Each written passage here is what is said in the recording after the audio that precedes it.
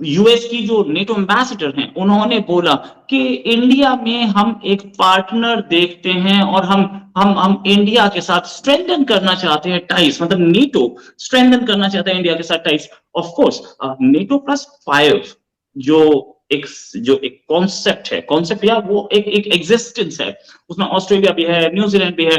इन सब के लिए सिक्योरिटी का अलायंस तो है ही पहले से। वो नेटो प्लस 6 की बात हो रही है आजकल।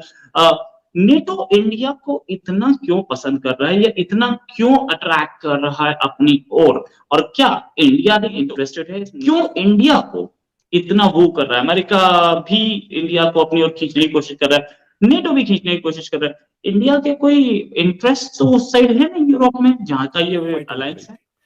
तो सारी फाइटिंग अमेरिकन ने की है और सारे होल्ड वाले NATO operations. So if you look at where NATO was operating in Afghanistan and where the US was, NATO was never a frontline. वो आगे नहीं लड़ रहे थे। इंडिया जो है they going to battle for the leadership of the global south।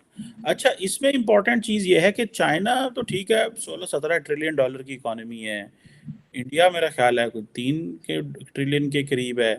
आपको 3.8 close to 4 3.8 आपको लगता है कि the Indians will be able to compete China in this I'm context? convinced that Europe is not the same Europe that was in 1940s।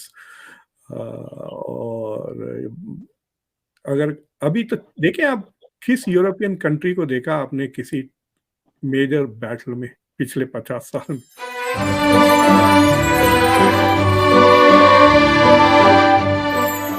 Europe को लेकर America बड़ा ही परेशान है, क्योंकि पूरा यूरोप नाटो के अंदर शामिल है, जहां कहीं पे भी नाटो द्वारा कोई भी कार्रवाई करनी हो तो वहां अमेरिका खड़ा होता है और नाटो में शामिल यूरोपीय देश अपने पैर पीछे हटा लेते हैं।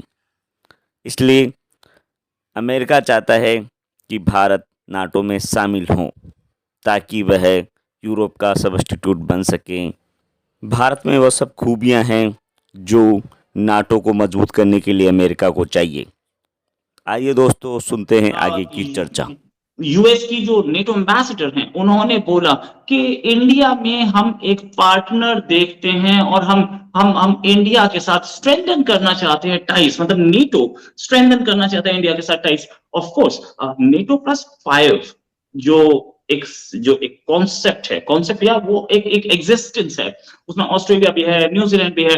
इन सब के लिए सिक्योरिटी का अलायंस तो है ही पहले से। वो नेटो प्लस 6 की बात हो रही है आजकल। नेटो इंडिया को इतना क्यों पसंद कर रहा है या इतना क्यों अट्रैक्ट कर रहा है अपनी ओर, और क्या इंडिया भी इंटरेस्टेड है इस नेटो में या नेटो प्लस 6 में? इधर ये नेटो क्यों इंडिया को इतना वो कर रहा है? अमेरिका भी इंडिया को अपनी ओर खींचने की कोशिश कर रहा है, नेटो भी खींचने की कोशिश कर रहा है। इंडिया के कोई इंटरेस्ट तो उस साइड है ना यूरोप में जहां का ये अलायंस है। ठीक है, चाइना और इंडिया जो है they going to battle for the leadership of the global south। अच्छा, इसमें इंपॉर्टेंट चीज ये है कि चाइना तो ठीक है 16-17 ट्रिलियन डॉलर की इकोनॉमी है, इंडिया मेरा ख्याल है कोई 3 ट्रिलियन के करीब है। आपको तो ऐसा लग रहा है कि अमेरिका मकड़ी की जाल में फंसाने की कोशिश कर रहा है इंडिया को कई तरीके से, ट्रेड के दौरान इंटेलिजेंस शेयरिंग, ये शेयरिंग, वो शेयरिंग वगैरह। तो अगर आप कई मतलब क्वाड को ले लें और फिर 2x2 की जो मीटिंग्स होती हैं वो हर साल, सो एवरी अदर मंथ कुछ ना कुछ यूएस इंडिया चीज़ें हो रही हैं। So it looks very clearly कि the US is determined to bring India in its fold। वो अपने sphere of influence में लाना चाहता है। अब अमेरिका जब चाइना के साथ देखें आप, every day you see something aggressive coming from America towards China। कुछ ना कुछ कर रहे हैं। देखें आप, बिल्कुल सेम साइज यूरोप के साइज का है इंडिया, तो लड़ाई होगी तो इंडिया में होगी। And that is something that Indians should fully understand कि अगर इंडिया का बॉर्डर है ना, चाइना अमेरिका के साथ बॉर्डर नहीं शेयर करता। So if there is a military conflict, there are only 2 major hotspots, Taiwan और लाइन ऑफ एक्चुअल कंट्रोल। उसके बाद वो जापान का जो जो चक्कर आता है, those are the 3 places where you will see an immediate दूसरी चीज ये है कि नेटो हो गया है खोखला, it is a shell। और 2 चीजें हो रही हैं पिछले 10-15 साल से which is kind of contrary, opposite है। एक तो नेटो बन रहा है खोखला और दूसरा NATO is going global। NATO was created to protect Europe from the Soviet Union, बस। और नेटो के जो पार्टनर्स आए थे अफगानिस्तान, भाई some of their western defence unit के वो कहते हैं आप यूनियंस हैं। हम 6 बजे के बाद नहीं लड़ते, हम 6 बजे के बाद हथियार नहीं आई किड यू नॉट। तो इस तरह के हॉलो हो गया है as a fighting force. I don't think European NATO वगैरह हैज द कैपेसिटी। तो America knows it better than anybody else कि भाई ये नाम के तो ये किसने बोला था? ये किसने बोला था 6 बजे के बाद नहीं लड़ते? Dutch. Wow, this one was a good one. तो वो कैरी करे 6 बजे के बाद हम हथियार नहीं कैरी करते। तो यूएस जनरल और 8 घंटे से ज्यादा नहीं करते ड्यूटी। तो वो परेशान हो गए, अमेरिकन ड्यूटी से 12 14 घंटे काम कर रहे थे यूएस सोल्जर्स। तो उसने कहा कि ठीक है, इनको आलू काटने पे डालें किचन में डालें रिगार्डलेस ऑफ रैंक।